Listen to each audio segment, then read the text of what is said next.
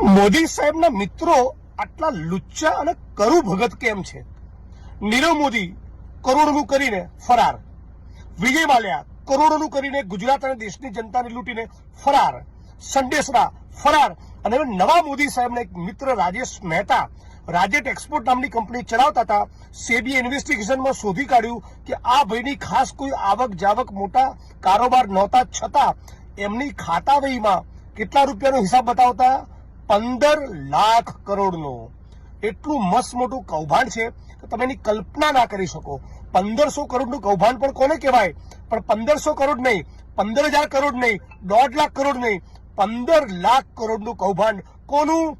મોદી સાહેબના મિત્ર રાજેશ મહેતાનું. અને નરેન્દ્રભાઈ ન ખાતા હું ન ખાને દૂંગા એક શબ્દ બોલતા નથી, અને એમના તાલે ડાન્સ કરવા વાળા ન્યૂઝ ચેનલ વાળા છાપા વાળા પણ એક લીટી છાપતા નથી કે બતાવતા નથી.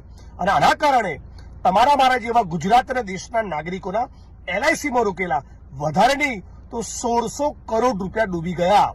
અર્થાત કે 1600 કરોડ રૂપિયા પેલો માણસ મોદીનો મિત્ર રાજેશ મહેતા સ્વાહા કરી ગયો.